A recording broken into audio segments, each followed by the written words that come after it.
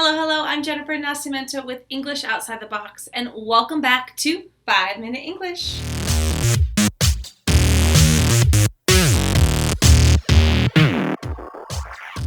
5-Minute English is an online video series to help you learn English in only 5 minutes. Perfect if you're learning on the go or if you're busy. So you can watch this video and read the blog's full English lesson on englishoutsidethebox.com/blog every week to improve your English skills. Don't miss out on more 5-Minute English videos. You can subscribe to my YouTube channel and get access to the weekly videos, or you can sign up to receive them directly in your inbox.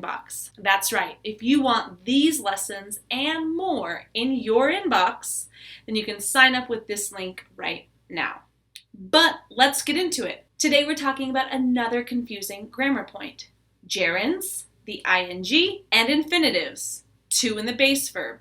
A lot of students confuse this because it's confusing. Luckily, there are some common rules that you can learn. Today, we're going to look at those common rules, examples, and I'll give you lists to help with your studying process to get you understanding and using better grammar. We're going to start today with gerunds. The gerund, or the verb in ing, is actually not a verb. We use a gerund like we would a noun. So, gerunds are often used as the subject of a sentence, just like a noun is. For example, living abroad is the best way to learn about a new culture. Or, eating is one of the best things you can do in Italy. We also use gerunds like a noun after a verb as the direct object. For example, I should consider going to bed earlier. However, the verb is going to depend on whether you use a gerund or an infinitive. So I'm going to give you a list on the blog of verbs followed by the gerund, so make sure you check that out to review more examples. The next way we're going to use a gerund is after a preposition. This is really important. If you have a preposition, you are always going to use a gerund. For example, after waiting for 45 minutes, I finally got to go into the store. Or, I congratulated her for passing the exam. The next way we can use it is as a subject complement. This is often going to be followed by the verb to be, and it's going to give more information or complement the subject. For example, my favorite activity is swimming. The best tip I can give you for the exam is studying very hard. So as I mentioned, most often you're going to use the verb to be. However, you can use other linking verbs to come in between the subject and the gerund. So that is the example as a subject complement. We can also use it as an object complement. So let's look at this example. I found the student sleeping during the test. I found the student. The student is the object of the verb find. I found the student. However, we can complement that object or give more information with the gerund.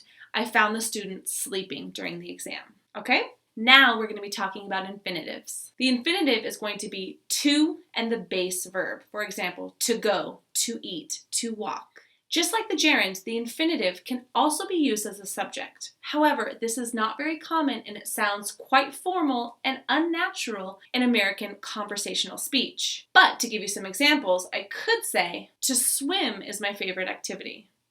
Sounds a little awkward. It's correct, but again, not very common. It's also very common to use the infinitive after adjectives.